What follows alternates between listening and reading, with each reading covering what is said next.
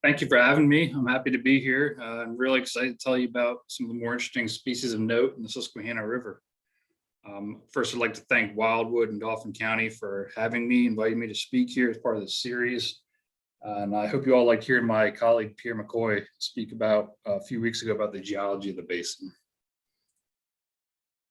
So here's my obligatory outline slide. It's just here to preview what's to come. I'm going to be going on for an hour or so plan accordingly, and please bear with me. We need a couple pauses for some water and to pull up some videos. As a fair warning, I'm a fisheries biologist, so of course I'll be talking mainly just about fish, but I do have lots of pictures and a few videos. As you'll see coming up, even when I'm talking about animals that aren't fish, they're really just mimicking them, so stay tuned. And I'll also take as many questions, like Kayla said, afterwards at the end, and I'll also have my contact info up at the end, so feel free to shoot me an email afterwards if there's anything you'd like followed up on. First, a little bit more about myself. I'm originally from rural Northeast Pennsylvania. I've always lived in the basin my entire life. I did my undergraduate and graduate work at Penn State University. I originally went there not really being sure of what I wanted to do for a career. And so I started in agribusiness management, studying economics, finance, all things agriculture that went along with it. And within that major, we had to declare an area of specialization. So I chose natural resource economics, due mainly to my perpetual interest in the outdoors. I spent a lot of time studying oil and gas development, wood products economics, and finally landed an internship with a major agricultural equipment manufacturer, which cemented my desire to never work in an office environment again.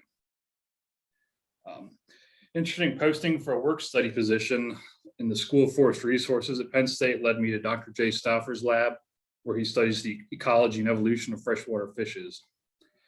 There I was fortunate to get to work in the Fish Museum. I got to collect and culture some endangered fish and work very closely with the Pennsylvania Department of Environmental Protection and the Pennsylvania Fish and Boat Commission on a project where we sampled fish from about 90 sites all over the state. So I was fortunate to get exposed to a great variety of fisheries science in just a short amount of time. One thing I picked up on and really enjoyed was taxonomy and identification of fishes. So having worked in a museum full of fish and then getting to survey so many more, I guess that kind of makes sense. I worked briefly in the private sector for a consulting firm, doing a lot of work with hydroelectric dams before being hired as an aquatic biologist by Susquehanna River Basin Commission. I've been there since 2010 and focus now pretty exclusively on fisheries research. I put this up to acknowledge the many partners and cooperative resource agencies I work with. A lot of the information I'll present today was gathered by or in partnerships with hundreds of folks I've worked with from these different entities. Of course, I want to thank SRBC for supporting a lot of my work and seeing value in it. I'd like to give acknowledgement to two of my colleagues, Luann Steffi of SRBC and Matt Shank at PADEP, formerly of SRBC. They've both been great friends, advocates, and often field assistants in my work. So a lot of these pictures in this presentation were taken by them as well.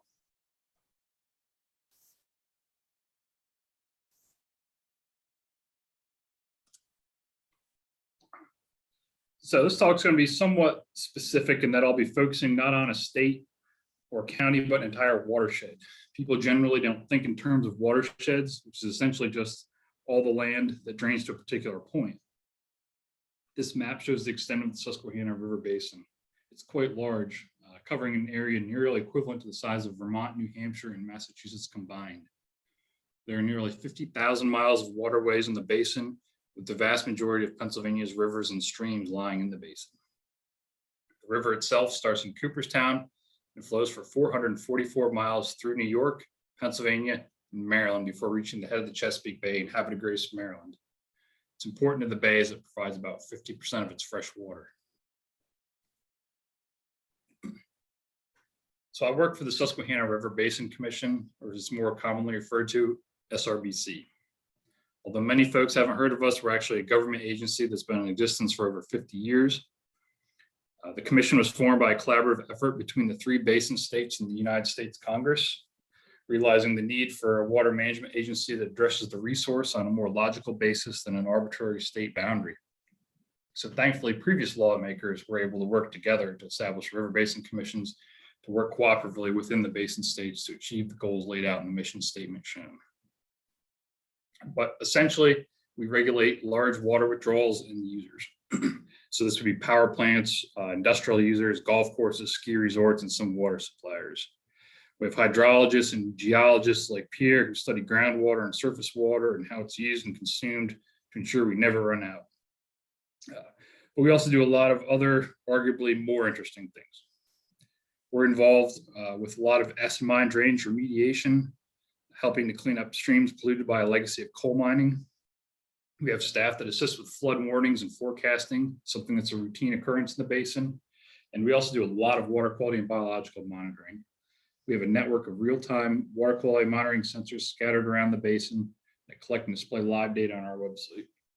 We also have a team of technicians that does nothing but collect water samples from the river to support and monitor the Chesapeake Bay cleanup efforts.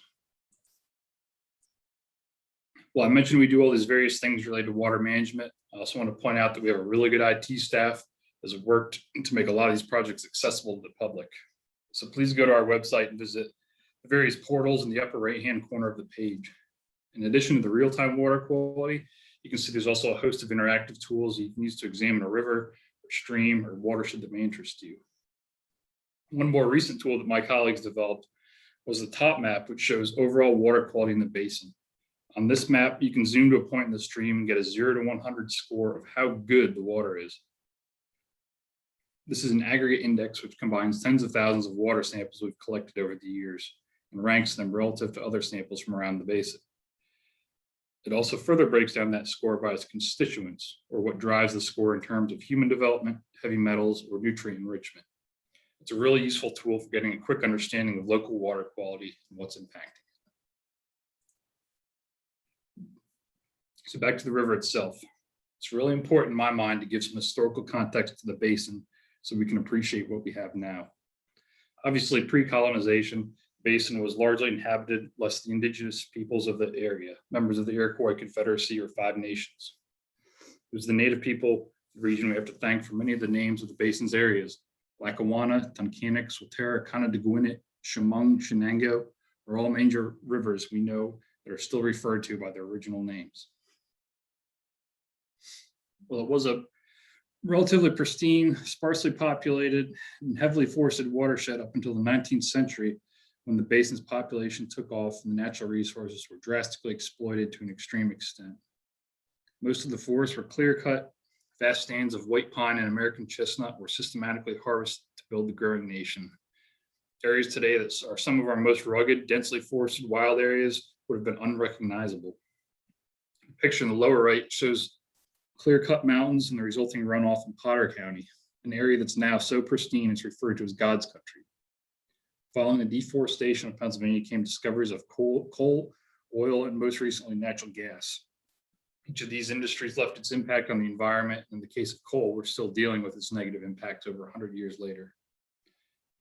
I mentioned this as important historical context to see where we've been and how just a few generations ago, our environment was drastically different than it is today. How we use land is usually the greatest driver of water quality and subsequently the biology. So getting back to the water, I list hydropower as one sector that's probably transformed the river more than many others. Hydropower is generated mainly by damming a river, installing a turbine, and producing electricity via a generator. But blocking a river blocks fish from moving freely in the water. This is particularly problematic for migratory species like river herring, American shad, and American eel. Before the construction of the dams throughout the basin, these species dominated the river, making annual spawning runs greatly anticipated by fishermen. The American shad run in the spring was so prolific that it was said that one could walk across the river on their backs. Also, the fishery was so important that when the first dams of the river were constructed and the shad numbers declined, the response was forming the Pennsylvania Fish Commission, the predecessor to today's Fish and Boat Commission. So it was the loss of migratory fish back in the 1850s and 60s that led to our state's first fish management agency. Well, since then, much has changed, but unfortunately, many things also remain the same. We've greatly reforested the basin, with the majority of its land being wooded areas now. However, we still are dealing with the impacts of coal mining in the form of heavy metal laden, uninhabitable, low pH streams. Likewise, we now have over 4 million residents in the basin, with that number growing each year. With additional people comes more demands on our water. We also have a clearly identified need to significantly reduce the nutrients that we have entering the river. This occurs mainly from nitrogen and phosphorus from agricultural runoff. But there are also a host of what we call emerging contaminants. These are newly developed products or traces of them that are now being detected in the water. Residual byproducts from pharmaceuticals, personal care products, and industrial applications whose impacts haven't been thoroughly studied and are present in many flowing waters. There's also still the issue of hydroelectric dams as well. There are 4 major dams in the Susquehanna River over its final 70 miles. These dams range in size from the 90-foot tall Conowingo Dam in Maryland to the 18-foot tall but nearly 9,000-foot long York Haven Dam just south of Harrisburg. Each of these dams presents its own unique challenges on their own, but collectively, they eliminated the migratory fish populations of the river. Once widely abundant, American shad, river herring, and American eel were gone in a generation. So this is a good time to look at some of these species in depth. And I'll start with my favorite of them all, the American eel.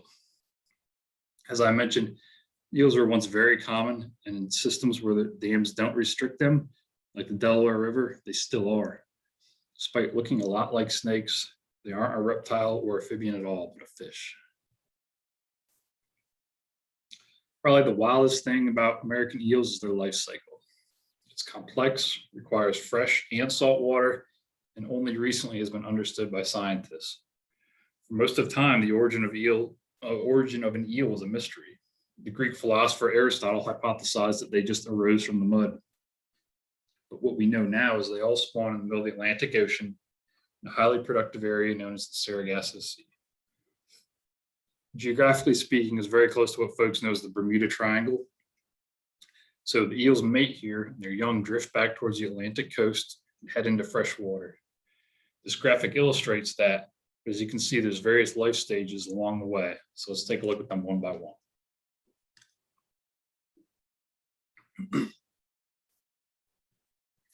This is what very young eels look like. They're feather-like, translucent, and only a couple of inches long, called leptocephali. They'll remain like this as they ride ocean currents back towards the coast. As they reach the coast, they've transitioned into what we call a glass eel. Glass eels are still clear in appearance, have improved swimming and climbing abilities. At this point in their lives, they're encountering fresh water for the first time. They'll start navigating their way upstream, continue to grow, but develop more pigment to enter the elver stage. Small and energetic, these eels are only 2 to 4 inches long, but can climb near vertical surfaces and even leap out of water. These are really useful adaptations for an animal trying to make its way upstream.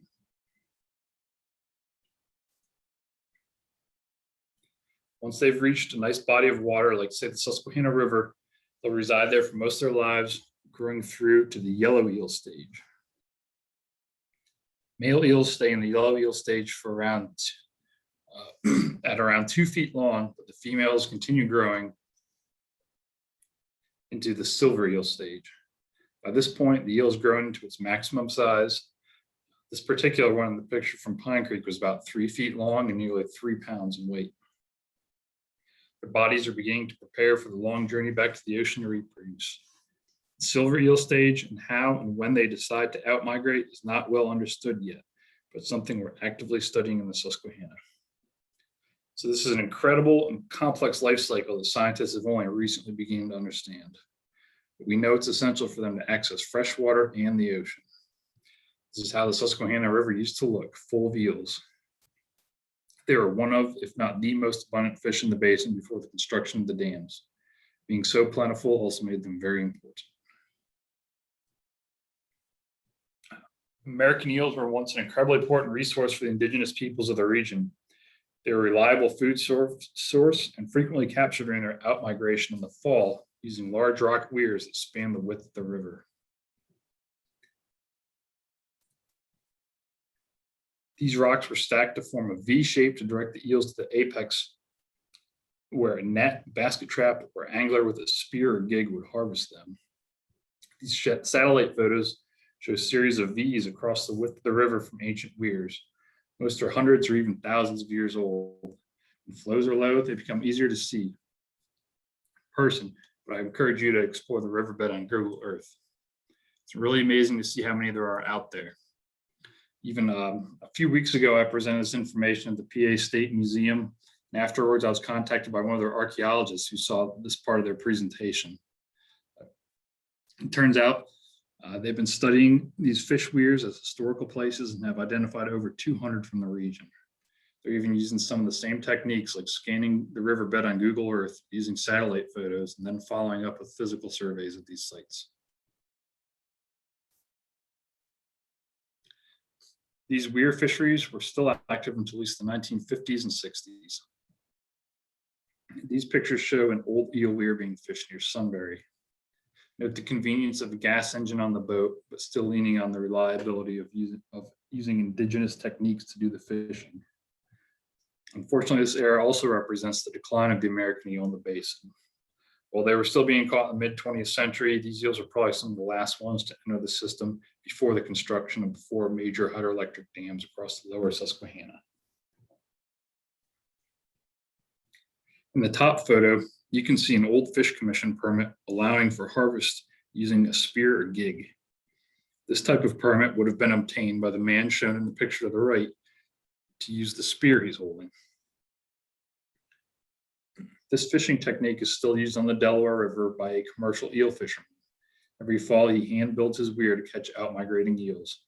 Testament to its effectiveness, considering the basic technique hasn't changed in thousands of years.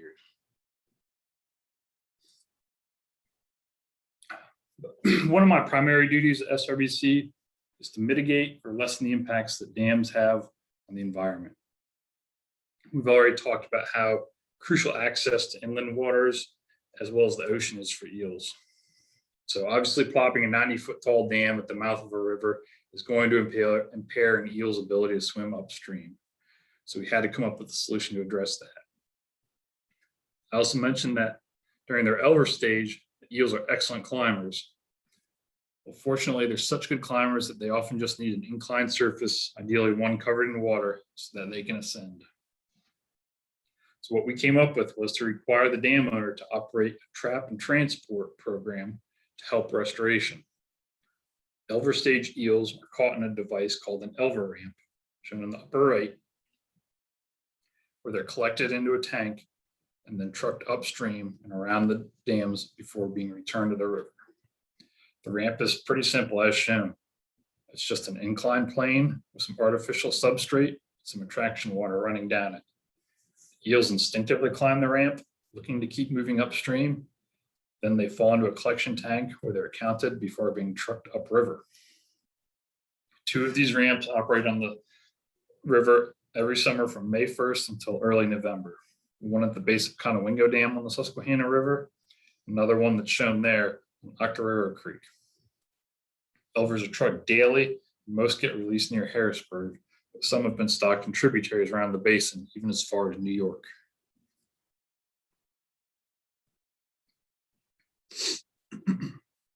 Now, eels have been collected on the Susquehanna in this fashion since 2005. In those early days, the ramp was being operated experimentally by the U.S. Fish and Wildlife Service to see if it was even possible. They discovered that it was, and in 2013, they caught almost 300,000 elvers in a single summer. Owners of Conowingo Dam did take over operation of the ramps in 2016. You can see on the graph that 2021 was far and away our best year ever. We averaged over 3,400 eels per day at Conowingo, and even the ramp on Octorara Creek was having its best year ever, collecting over 40,000 elvers before a record flood event destroyed the ramp in September. This is really promising to see the potential that these ramps have. And since 2005, there have been over 2.1 million eels caught and stocked in the basin.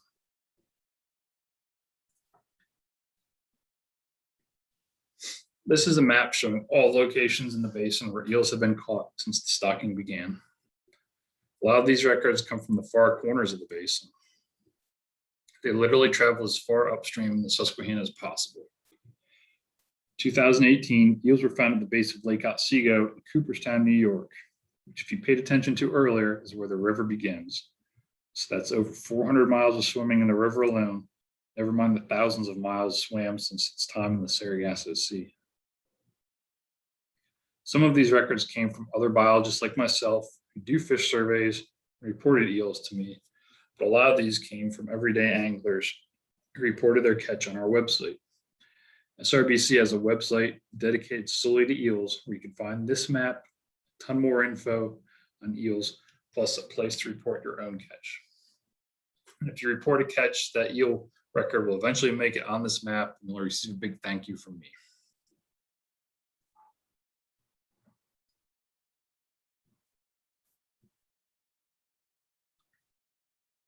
So another aspect of my work at SRBC involves monitoring what exactly is happening after we stock these eels. Because we are bringing back what was once an integral component of the ecosystem that has been missing for decades, it's definitely worth studying. I'll speak a little bit about the monitoring I do, but also touch on some similar work done by the U.S. Fish and Wildlife Service, who started the recovery effort. While the vast majority of eels caught every year go directly back in the Susquehanna River, right above the last big dam near Harrisburg, some have been placed directly into smaller watersheds to allow us to study at a finer scale what ecological changes may be occurring. I studied some smaller streams in the southern portion of the basin, while the U.S. Fish and Wildlife Service had larger study watersheds further up in the basin.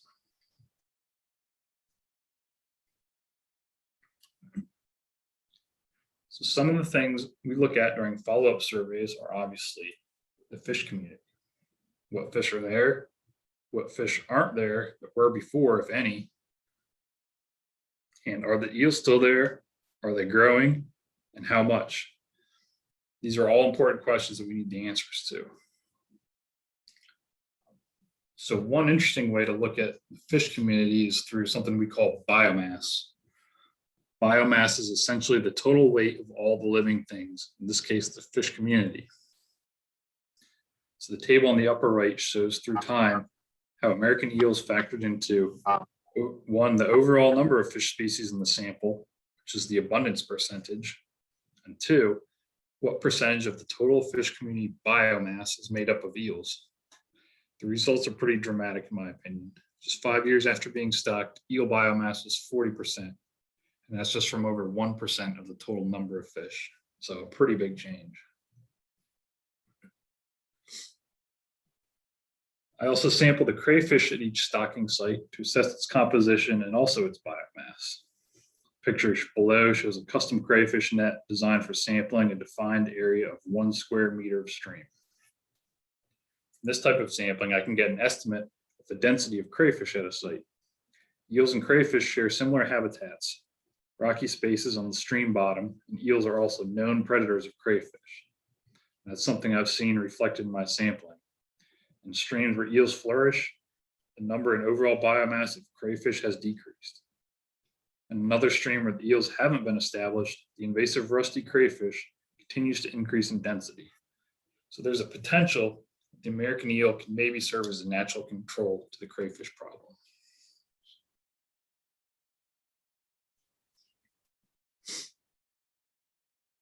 Another aspect of our eel monitoring involves the tagging, or think of it more as microchipping, much like you would a dog.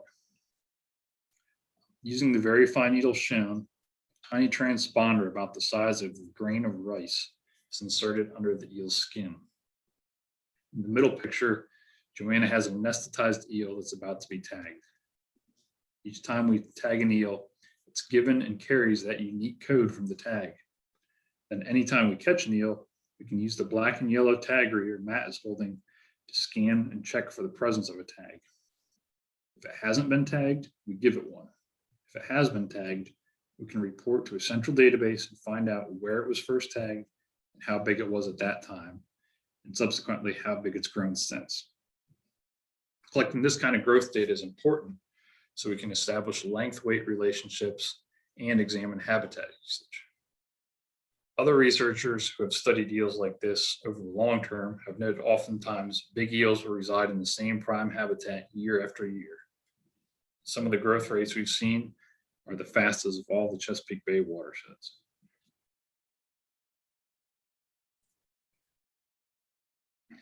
Like many animals, eels have an integral and larger connection to the overall ecosystem. This can be seen through its connection to freshwater mussels. Freshwater mussels are another group of imperiled animals that have been in decline for years. Easily overlooked, but incredibly important, these freshwater bivalves are capable of filtering up to 10 gallons of water per day. But mussels are pretty immobile, mostly residing on the stream bottom in a small area, so they need help to spread out. So this is where fish, in our case, the eel, comes in. Many mussels rely on fish to spread their glochidia, or baby mussels, to new habitats. This graphic shows how that happens. A mussel will display a lure to attract a fish. When the fish gets close enough, the mussel spits its babies into the gills of the fish, then swims away, and eventually the mussels fall off the fish into a whole new habitat. I'm going to try to play a couple quick videos here that show what a mussel lure looks like. I think you'll understand how a fish could easily be confused.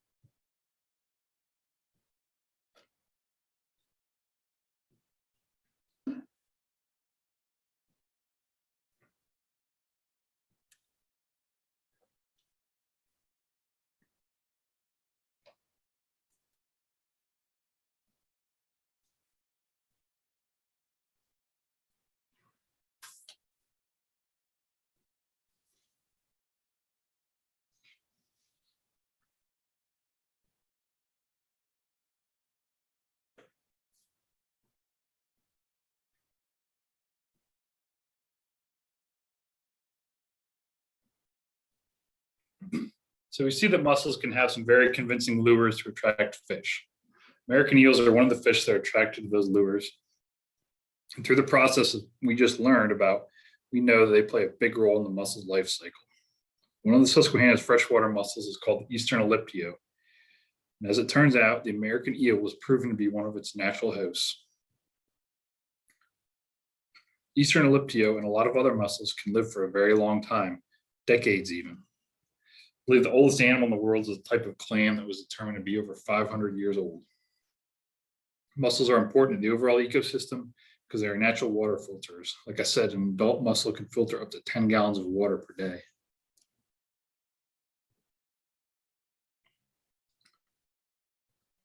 Since American eels have been absent from the watershed for the better part of the last century, the basin population of Eastern Elliptio is declining, and those that are left are mainly older individuals. That's because there haven't been eels around to help them reproduce. So one big goal of bringing back American eels is to also bring back freshwater mussel populations at the same time. Bringing back mussels would mean a lot more river water being filtered, cleaned naturally, which no one can say is a bad thing. So this was in fact something that the U.S. Fish and Wildlife Service studied when they first started stocking eels a decade ago. Their biologists knew this connection, stocked the initial batches of eels on some really nice mussel beds, where healthy adult mussels were known to live. Periodically, the service would go back and survey and look for evidence of recruitment, which is just a scientific term for saying baby mussels. It took a few years to happen, and keep in mind, baby mussels are very small, so not the easiest critters to find, but they did find young mussels. So it's working already in the smaller study watershed. So it's logical to assume that it's happening throughout the basin where eels and mussels coexist again. So we also sometimes do surveys looking specifically for eels. One place that we have found is a pretty reliable location is right below dams. So any idea why this would be the case? Well, because eels have that instinct to swim upstream, and oftentimes the first significant barrier will stop them. So a great place to look for eels is right below a dam. Quite a few of the points on my map came from surveys done right below a dam. While we've had relatively good success locally with American eels, the global eel population remains vulnerable and at serious risk of decline. Eels are somewhat unique in that they mate randomly and only once. So if an eel grew up in the Susquehanna, there's nothing saying its offspring will ever make it back here.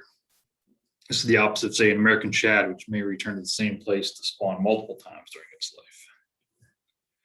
And one of the biggest threats to eels is illegal harvest or poaching of glass eels. Glass eels are commercially very valuable, as those baby eels can be captured and grown into large adults to sell for food. A few states have regulated glass eel fisheries, but illegal harvest is rampant, and glass eels can be worth thousands of dollars per pound. I don't feel like I'd be doing my due diligence if I didn't spend some time, and unfortunately also showing some pictures of the other way hydroelectric dams impact eels. While I mentioned dams block juvenile eels' ascent into fresh water, they also block the adult eel's migration back out to the ocean. With hydro dams, often an eel's only way through the dam is through the turbines. When we're talking about 3 to 4 foot long eels, a trip through a turbine is usually fatal. These are 2 eels recovered from below York Haven Dam, just downriver from Harrisburg. This dam has been responsible for killing many out migrating eels. While it's depressing, it's also important to understand that this happens so we can work to change this. I've seen recently at a conference that engineers are working to develop a fish-friendly turbine that have blunter leading edges and don't necessarily chop up every fish it encounters. I'll pivot from bad news about eels to good news about eels, and even a way that you may be able to get involved. So I'll take this time to introduce my Eels in the Classroom program. This is a limited scale environmental education program I started to try and increase appreciation and awareness of eels. Basically, I provide educators with silver stage eels, with elver stage eels to raise in their classrooms throughout the school year. We then release them in the spring, all while learning about their importance. I figure reaching our young people, who are the future voters and decision makers, early and introducing them to this fascinating natural world, instill that same level of enjoyment for the rest of their lives. If you're an educator and interested in this project, please contact me or visit our website to learn more. Here's the website you can go to, or just go to srbc.net and search for eels.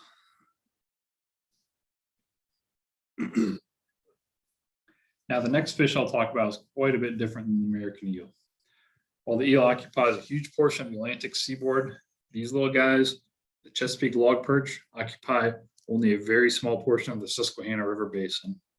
And that's notable because this is the only place in the world where this species of fish exists. Being so rare qualifies them as being officially threatened in Pennsylvania and Maryland, the only states where they currently exist. Strikingly handsome, but seldom exceeding 4 inches, these fish are one of 6 species of darters in the basin. They live on the bottom of the river and some of its tributaries. They were only recently described as a distinct species, previously being lumped in with the common log perch, which occurs commonly in the Ohio River Basin. Through DNA and morphometric analyses, researchers at Yale University that determined that, though superficially resembling the common log perch, they were in fact very different.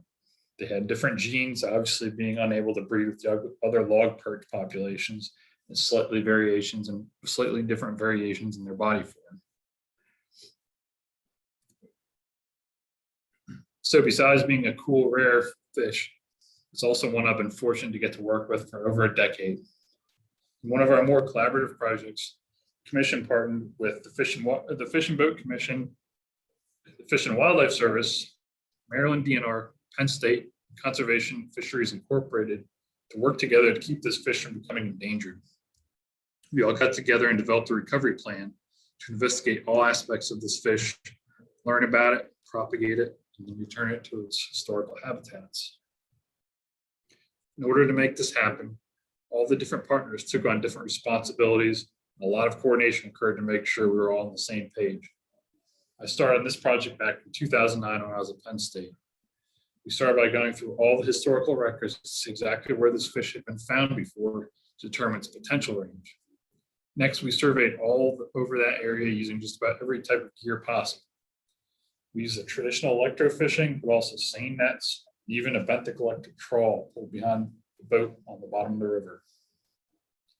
After we could determine where they were, other partners went and snorkeled and scuba dived to observe the fish's behavior. We would then go to some of our most reliable locations where we regularly see log perch and collect some adults to breed in the lab. Fortunately, one of our partners, CFI Inc., specializes in exactly this. They have the history, a very large lab, and tons of experience in propagating imperiled fish, especially darters. Darters are particularly hard to raise in captivity as they're typically only eat macroinvertebrates, prefer swiftly flowing water, so not your typical aquarium setup. So after we collected a bunch of log perch, adult log perch, the Fish and Boat Commission drove a few hundred of them down to the CFI lab in Tennessee to be propagated. Thankfully, the folks at CFI were successful and established a protocol, or basically a set of conditions that are necessary to reduce spawning in the Chesapeake Log Perch.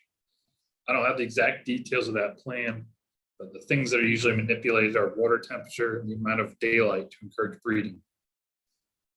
They also have to have the appropriate substrate or simply the right rock size to use as well. Once this was established, the protocol was shared with local labs and could start to propagate them closer to home. After the juveniles grew some, they were marked and released into the wild. This is a short clip showing the release of Chesapeake Log Perch into Chickie's Creek. The picture in the upper corner is me and what's going on at the surface, and the video is obviously down below. You can see a couple of the log perch become more visible in the latter half. Some of the stream fishes that reside there too, swimming around.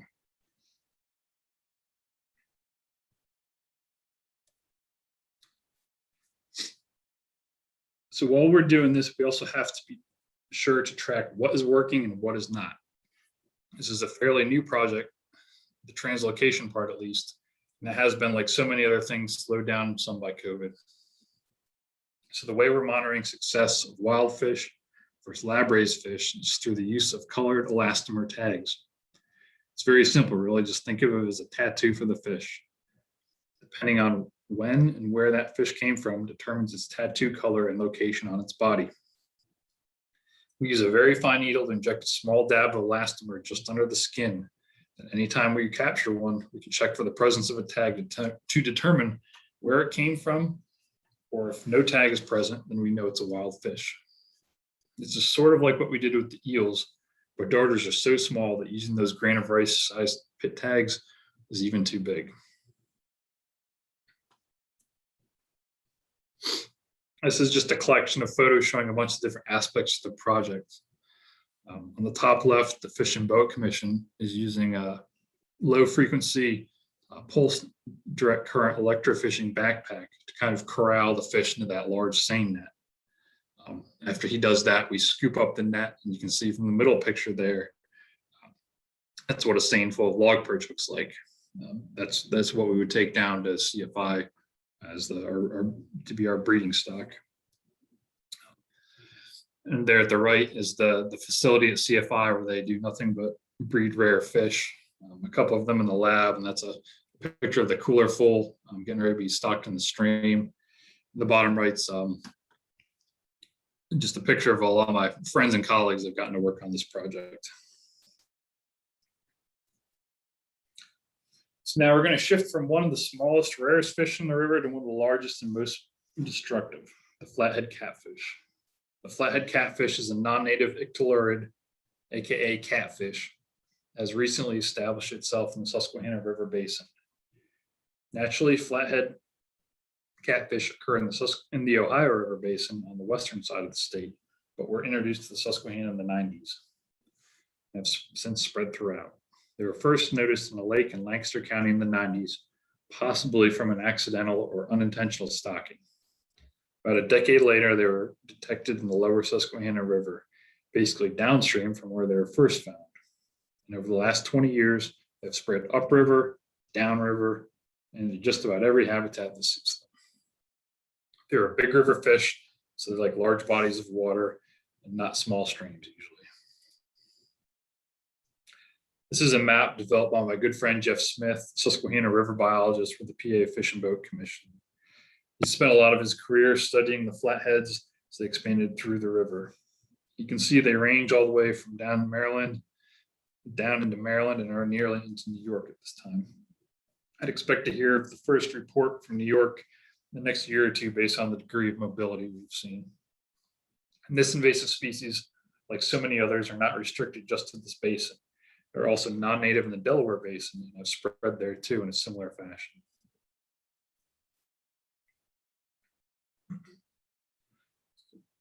So probably the most noticeable thing about these fish is how big they are and how big that mouth is. That all means that these guys are really voracious predators, and they will eat and eat and eat some more. Having this new apex predator in the system means it has the potential to disrupt the things that were already there. Having a new predator like this is significant, and it's important as managers and biologists to understand exactly what they're eating. So in my mind, this was another great opportunity for SRBC to assist with the current fisheries issue in the basin. Graduate student at Penn State has been working with Jeff Smith, Fish and Boat Commission, to look at the diets of flatheads in Susquehanna, as well as the genetics of the fish and their prey. So I was able to help out in a couple of ways. Through my involvement with fish passage and the relicensing of Conowingo Dam, I was able to get the flatheads caught in the fish lifts to be analyzed as part of this project. I also kept all the flatheads I caught during the last 2 summers of my routine river monitoring. All in all, we had a few hundred fish we were able to provide to Penn State. In order to examine their diets, we had to collect the contents of their stomachs. To do this, we weigh and measure each fish, take a thin clip of tissue for genetics, and then collect the stomach and empty it into a bag and freeze it. Fortunately, that was the extent of my involvement in that regard, but Sydney, the hardcore grad student, would thaw them and then identify the contents. The picture shows some of that process and a look at what a flathead stomach full of fish looks like. For some things like fish or crayfish that are easy to identify, or fairly easy to identify, but for the really chewed up stuff, she would determine its consistency by looking at its DNA of the partially digested stuff. It's pretty wild to think that we have the technology to do that. So now I'm going to talk about one of the most well-known, or maybe most heard of, invasive fish around. And yes, we have them in the Susquehanna River now, the Northern Snakehead. This is one of the latest new introductions to the basin, only having been confirmed in the basin since 2017. The Northern Snakehead is an incredible fish in a lot of ways. It was first introduced to the United States in the late 90s. It's incredibly aggressive, can survive a long time out of water, even on ice, and has a high degree of parental care. They're incredibly tough with an incredibly hard skull and are truly a hard fish to kill. So Northern Snakehead have been present in the Chesapeake Bay and Delaware River since the mid-2000s. They steadily spread throughout the bay and many of its tributaries. The first confirmed detection in the Susquehanna River came in 2017 when a single individual was observed passing over Conowingo Dam through the East Fish Lift during the American shad passage season. By 2019, anglers were catching them in Octorara Creek, which is a tributary of the Susquehanna River that joins just below Conowingo Dam. 2019, when the fish lift started up for the shad season, the operators noted and removed 81 snakehead from the lift, just a few days of operation. To stop their spread that way, we immediately shut down the fish lift and instituted 100% sorting of all fish before passing them. Just 1 year later, there were 2 new confirmed reports of snakeheads from impoundments, one from a lake and one from a quarry further upstream in the basin. These were undoubtedly intentional releases by anglers spreading them around, which is very unfortunate. The Northern Snakehead situation is a particularly tough one to deal with for a few reasons. First of all, there's a lot of hyperbole and misinformation about snakehead. They've been called frankenfish, portrayed in the media as being dangerous to people, and have even been the stars of a few bad sci-fi movies. It's also complicated because they're an excellent tasting fish, hard fighting, and those 2 factors make them very popular with anglers. So it's understandable that fishermen would want them around, but from a biological point of view, they're not welcome. This can cause conflict because intrepid anglers will tend to move them around to their favorite fishing holes where they can and will spread throughout those systems. So the most important thing in my mind was to thoroughly and accurately monitor their spread. While angular reports are valuable, they're inconsistent and prone to exaggeration. At least I've found. Something I always try to remember as a scientist is extraordinary claims require extraordinary evidence. A lot of times to apply this to fish stories, any evidence would be extraordinary. You'd be surprised how boldly people will claim they caught something, but can never produce a picture of it. If only we all had a camera on us all the time. But back to fish monitoring. One technique we were able to use, and it's a relatively new one, is through the use of environmental DNA or eDNA. Collecting eDNA is as simple as just grabbing a water sample like Luann is doing in this picture, then carefully filtering it and examining the filter for traces of DNA from your species of interest. So we're literally detecting the DNA of animals via a water sample. It's a powerful screening technique that allows us to sample a large area in a short amount of time. So instead of picking 50 sites and surveying them with an electrofishing boat, which would have taken me all summer, I could take the same crew of 4 people, send them out to those 50 sites in just 2 days, and collect similar information. While it's not perfect, we can miss detections. It's a great tool for rapid detection and early surveillance. So when a report comes in without any supporting evidence, we can follow up by taking a water sample to look a little harder. It also has the potential to identify populations where we may not know they exist, which is very important for management and control.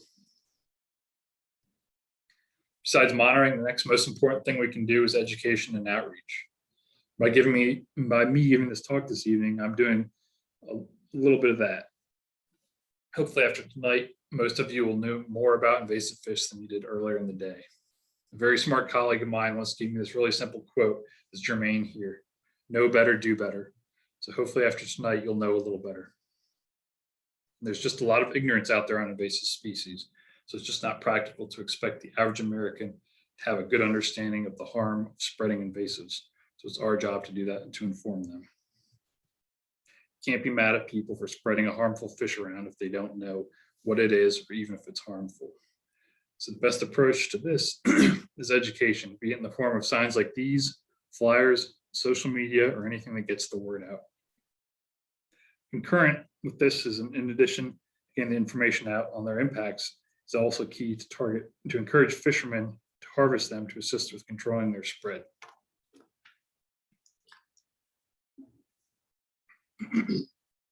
Targeting these fish can be encouraged by highlighting their aggressiveness, abundance, and having no restriction on the harvest, which is the case in Susquehanna.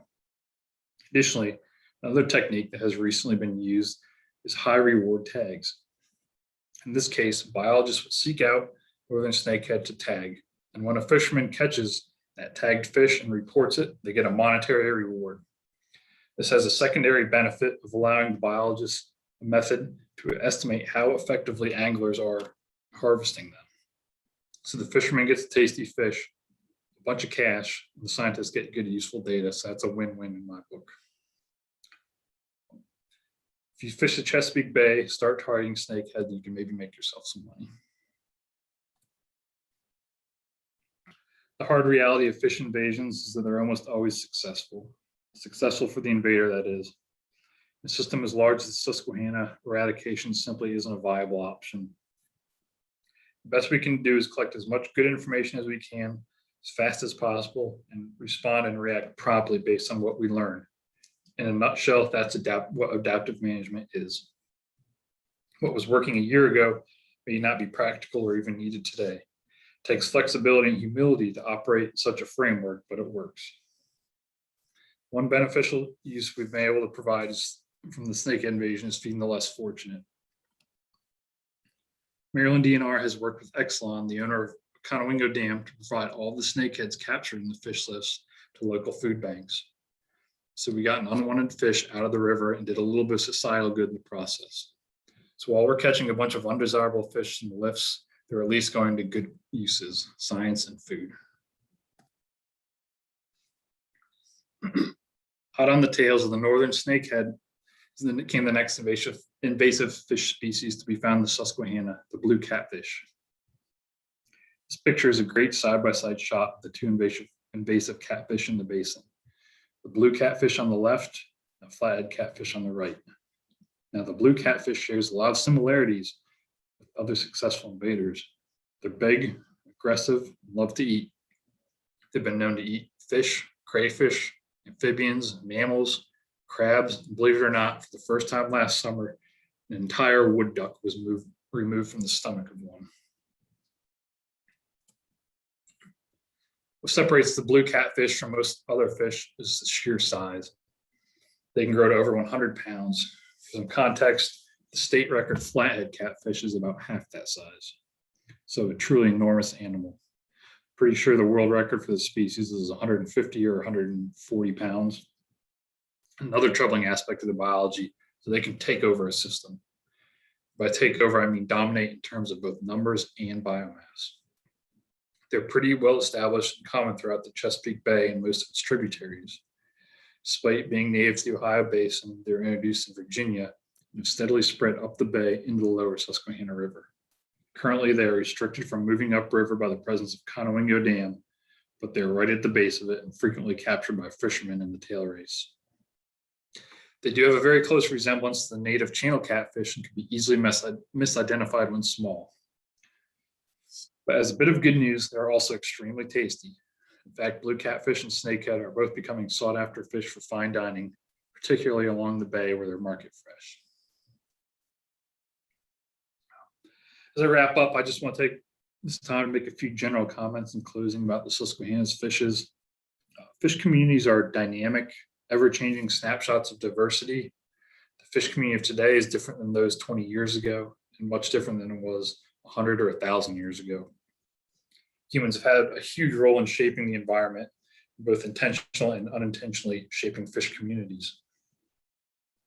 The basin has a long history of receiving exotic fish species. Analysis was done in 2005 looking at the proportion of fish species that aren't native to the basin, and it was nearly half. Since then, we've added 3 more species, which brings it to almost exactly half. This unfortunately reflects a wider trend in the overall loss of biodiversity, in particular freshwater species.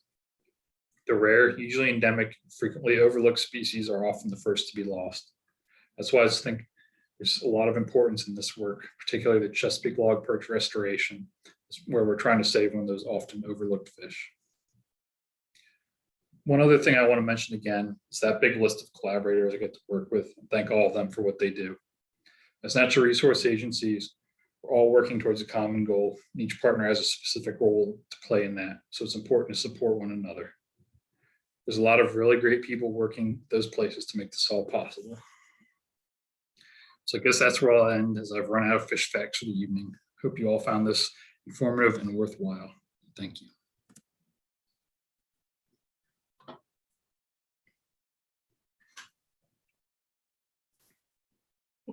Thank you, Aaron. That was great, very informative. I know I learned a lot. So I did have a question.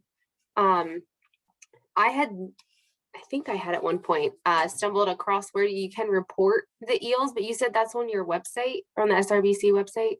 Yeah. So if I'm going to try and pull up the website again, there's I got my IT people just to make a SRBC eel website. So I think that has 4 pages on it. Okay. One of which is just about eels in the classroom. One has a little form on it where you can report eels that you catch. I'll try and pull that up here real quick. So it's, yeah. I'm guessing somebody can probably put this in the chat too.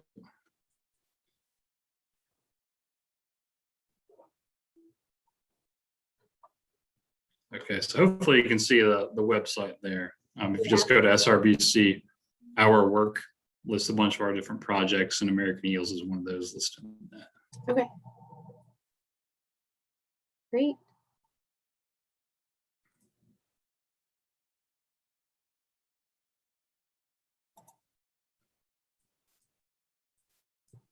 Yep, Jamie just added the website in the chat, so that's in there. And then Let's see, Pierre asked, what should the average fisherman do if they encounter an invasive species? If it's an invasive species, they should definitely report it and remove it from the water. If you aren't sure, take a picture of it, send it to me, hold it in a bucket. If you're, not sure, certainly don't return it to the water. Thankfully, things like snakehead and flathead catfish are pretty easily identifiable. But northern snakehead can look a lot like bowfin, which are native too. So try and always be sure of your catch. Okay. Let's see, Karen just asked, do fish-eating birds eat any of the non-native fish species? Yes. So birds do not discriminate on origin of species. I think the one picture I showed was actually, that was a northern snakehead juvenile that was being eaten by an egret in Lake Redmond. And that was reported on, I think, IMAP invasives. So, there's different apps out there you can get on your phone to help you identify animals here. So you can take a picture of those and that'll upload into a centralized database. Sometimes we get amazing shots like that. And sometimes we learn of invasive species, maybe indirectly through something like a birder like that. Nice. And you said that was what, IMAP invasive or invasive IMAP? Yeah, I think the app is called iNaturalist, but it's yeah, it just uses the algorithm to try and identify, your critter of interest from various photos on the web. And it's generally pretty good, but it does make mistakes. But I definitely encourage you to get it and play around with it. It's a cool app.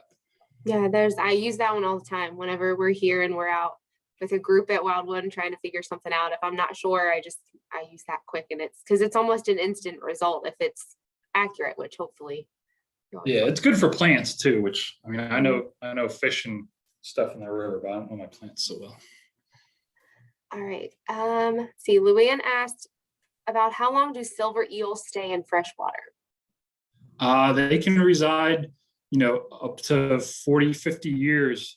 But like I mentioned, we've seen some of the first outmigration from some of those first stockings. So if we had our first, recent eel stock in 2005, those ones that would be heading out now would be 15 years old or so, 20 years old. So yeah, 20 to 40 is a pretty safe bet.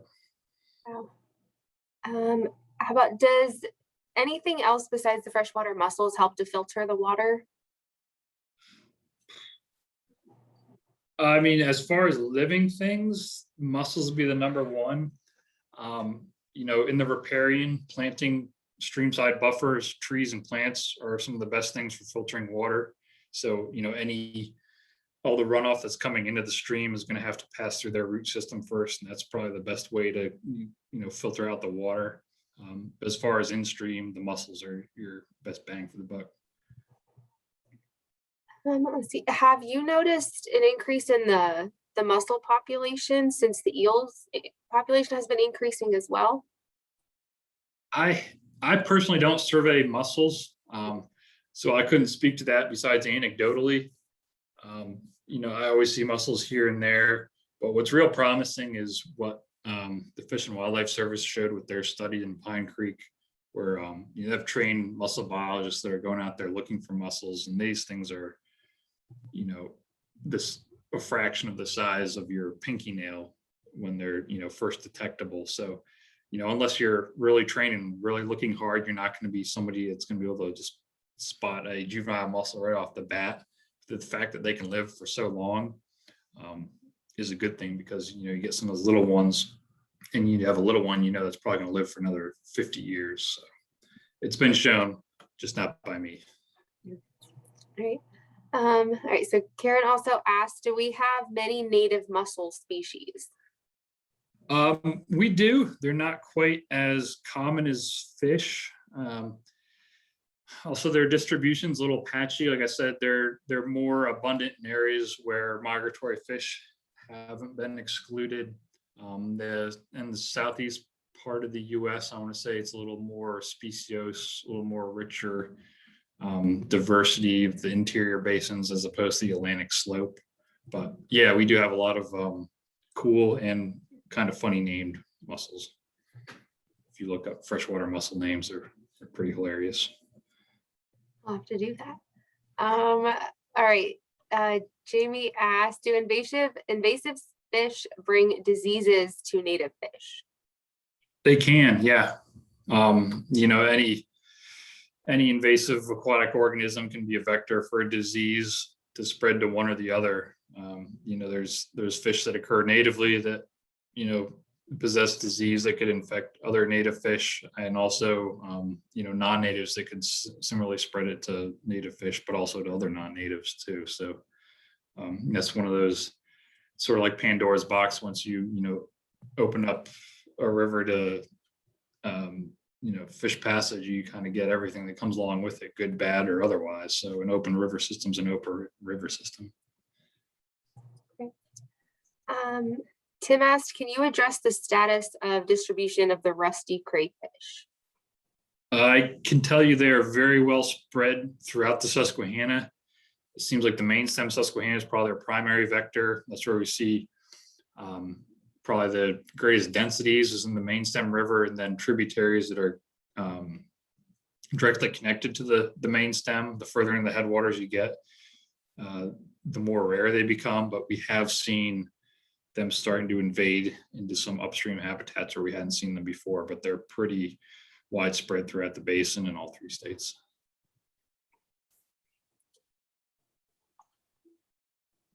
Let's see, I think, let's see, there's, Harold asked, what is the status of the bass in the river? Yeah, so smallmouth bass were definitely a species of concern.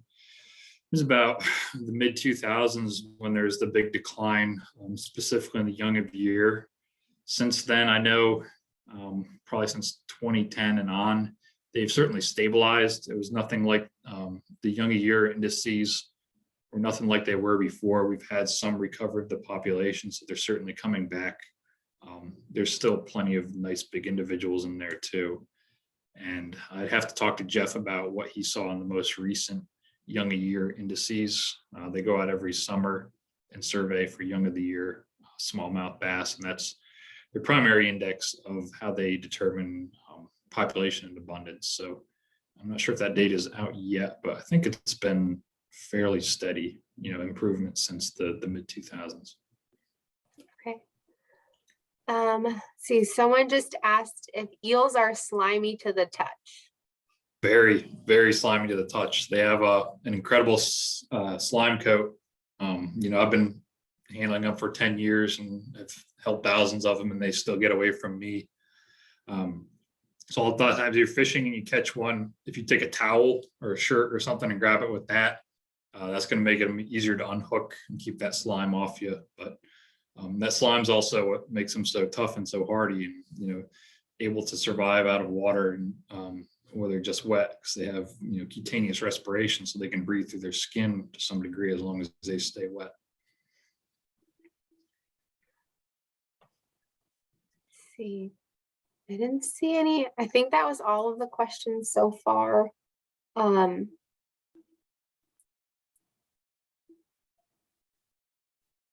see, there might be some more that come in. So for flatheads, like for flathead catfish and then blue catfish, is one of them more popular than the other, like is caught more often than the other? So the flathead is pretty widely distributed, whereas, you know, 20 years ago they were kind of rare. Now they're established, so you can go just about anywhere in Pennsylvania, the Susquehanna River, and catch a flathead catfish. Whereas blue catfish, you only really see those below Conowingo Dam for now. They haven't been detected in the fish lifts, which is good, which suggests they don't really use those type of facilities to move upstream. But down below, they're quite common. I would say probably you get to the Susquehanna Flats and the bulk of the bay, they're probably the most common catfish species down there. I know they're encountered probably most frequently, followed by channel cats and flathead catfish. In the Susquehanna, with my sampling on the lower part of the river, I've still seen channel catfish outnumbering flathead catfish, but they are increasing in number. So I don't think that one is going to, necessarily displace the other entirely, because in the Ohio Basin, channel cats and flathead catfish coexist. But just adding that, two big river competing invasive species within a very short time frame is just a really big unknown. So we don't want a situation like the lower James River where they go down there and they turn on their electrofishing boat and 99% of the fish they turn up are just blue catfish. Oh, wow. So, yeah, it's I talked to my colleagues that work down there, and it's kind of alarming because these are guys that have been doing this stuff for 15, 20 years, and their eyes get as big as saucers and say, you wouldn't believe what I saw with blue catfish and how many there are. So something I'm really trying to keep out of our basin. Right. So Sharon asked if there's any trout in the river. Trout in there, yeah.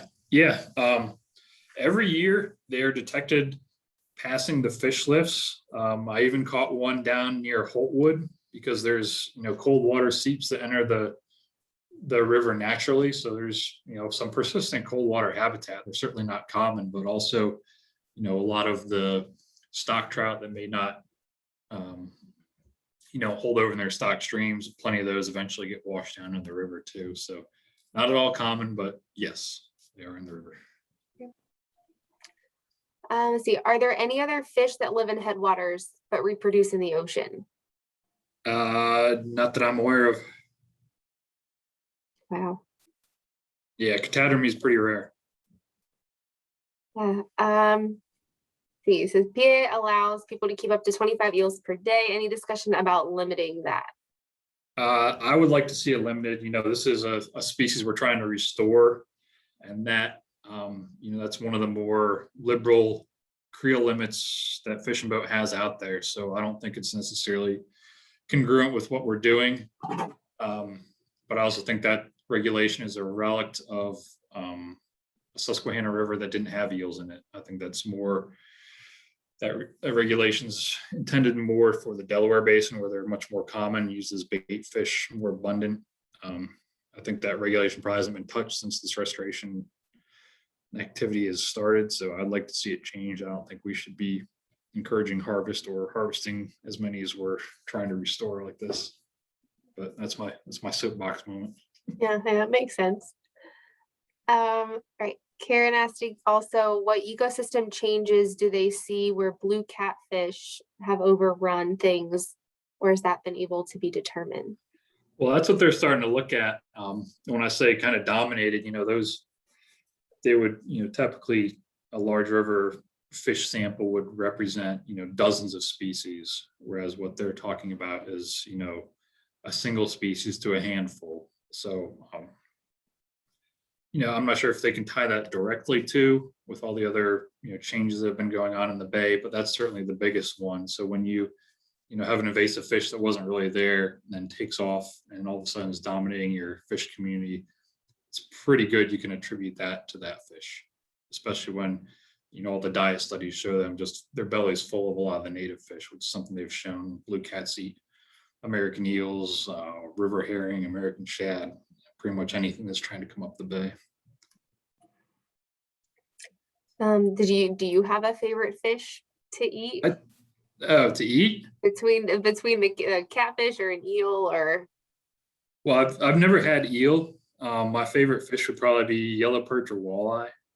Okay. So anything from that. So perch and walleye are in the same family as that Chesapeake Log Perch. So by extension, that log perch would probably be pretty tasty, even though he's really small. Have to get a whole bunch of them. All right. Paul asked, how were the invasives introduced, or where are they native? Mainly to other basins. So blue cat and flathead catfish are native to interior basins, Ohio, Mississippi, whereas snakehead is native to another continent. But that's kind of one of those patterns we're seeing of, successful invasive fish in one basin are also successful in another. So there's not many instances where, we detected snakehead and then successfully eradicated them. There's a lot of instances where, yep, snakehead were detected, now they're established. So pretty much once you detect an invasive, you can kind of bank on the next detections coming from the most geographical connected areas to it. So, we first detected Northern Snakehead down around Conowingo Dam, Nocturera area. Within 2 years, the next reports came from, they're both within 50 miles of that. So I would expect the next reports to be, probably within 50 miles of that. So it just kind of spreads slowly. For those who are listening, who might not know, what is the difference between something being invasive or non-native?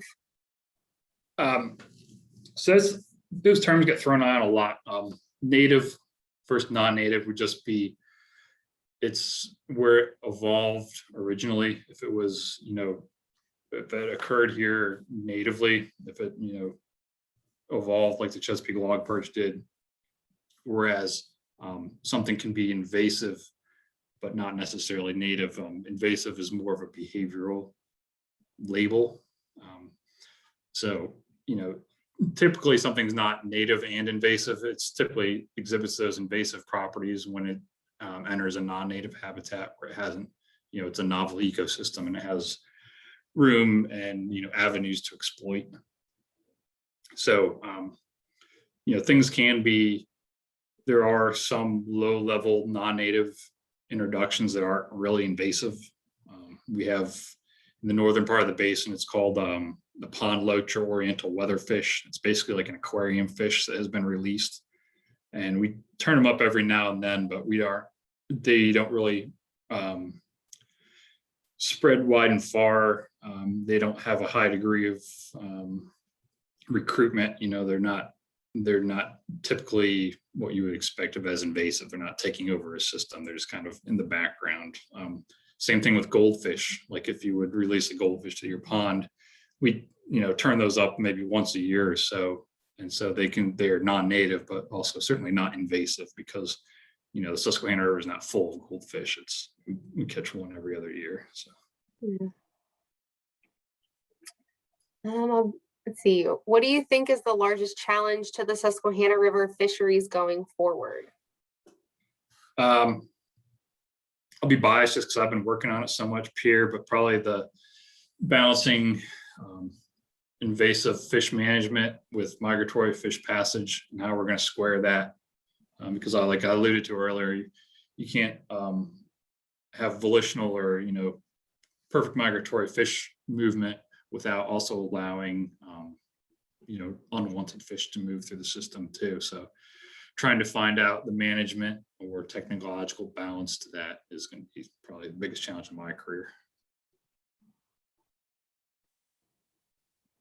Earlier you had mentioned about the people monitoring the dams as the fish go through. I know you said like they check them and things like that, but is there like one person who just like kind of stands there and watches the fish pass through, or is that?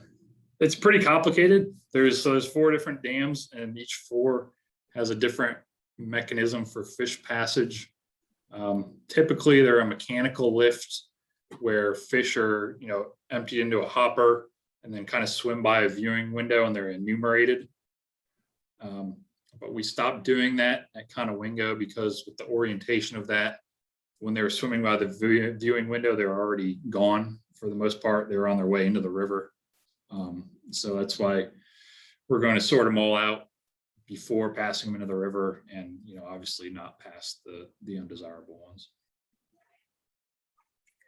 If native species do eat the non-natives and humans eat them too, what is it about the non-natives that has allowed them to become so successfully invasive? Well, I guess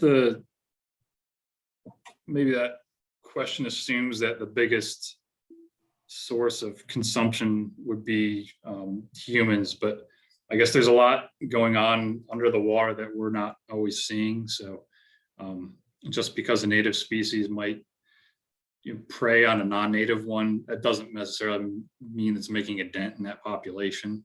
they can still be being overrun while also making up, the bulk of its diet too. So it's nice to think about, but it's not always a perfect solution.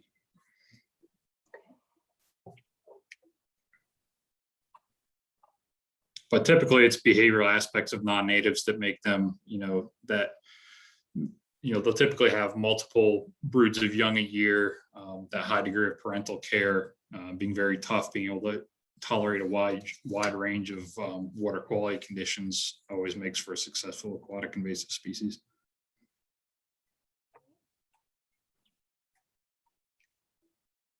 All right. I think we got all the questions so far. Did you, and I noticed earlier that Stacy and Jamie had added a couple links to the Eels in the Classroom, and then a few other things. Oh, there's a couple more. Oh, people are saying thanks. See, Paul, what are the top 4 or 5 fish in the basin? Tops in regard to what? Is the top ones I like? Oh, good question. The most common. Okay, most common, I would probably say black-nosed dace, white sucker, bluegill, creek chub, and maybe central stone roller. Okay. What are your top 4 or 5 fish then? Certainly American eel, Chesapeake log perch. I really like shield darters. That's one of the native darter species. American shad, northern hogsuckers are all right. River chub, they're all pretty good. Yeah, cool. All right. Oh, has the restaurant industry come up with a more menu-friendly name than snakehead? Not that I'm aware of. They really should though, especially as good as I've heard it taste. They should. Patagonia toothfish, yeah. They should. Yeah. No, I would certainly encourage people to come up with better names for that. They could use a better common name. Yeah, that's how Jamie said stickleback. Is that yeah, those are good fish too, Jamie.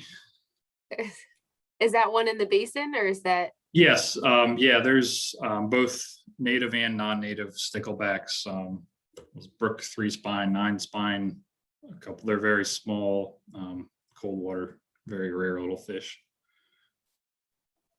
Paul, about how many species in all? I'm guessing about how many species of fish are in the basin? Okay, yeah, that's a good question. That's probably in the upper 100 teens to lower 120s. Wow. Yeah, depending on abundance and what you count. But that paper I referenced, I think Blaine was operating off of 113 or maybe 119 species. That was 2005, and we've added a few since then. But there's native fish that are seasonally rare, like like river herring or blueback herring is something that can and does occur in the Susquehanna, but if we don't pass them in the fish list, then they're not really going to be. It's hard to count them as a species, but they're present in the river, so over 100. Nice, that's more than I thought. Are most of them, the majority of them, smaller fish? Yes. Okay. Yep. All right. Well, I think that's it now, unless someone else puts another one in. So thank you, Aaron. Lots of people said thank you. They learned a lot. They were very excited. So I want to thank you again for doing this for us and for participating in this program. We really appreciate it. And we hope that everyone else enjoyed it as much. And we have one more lecture left in this series. It's going to be in 2 weeks. On the 22nd, so it's 2/22/22. So that should be kind of easy to remember, I think. If you're not registered already, it's going to be on recreation. So we're going to have someone from the Fish and Boat Commission on. We're going to have someone who used to be a river guide for fishing on the river on. We're going to have someone from SRTA on, the Susquehanna River Trails Association, and then the owner of Susquehanna Outfitters, which is right by City Island. So there's going to be a lot of people on. So if you want to learn more about recreational things, go ahead and register for that if you're not. And thank you for tonight. And thank you again, Aaron. That was great.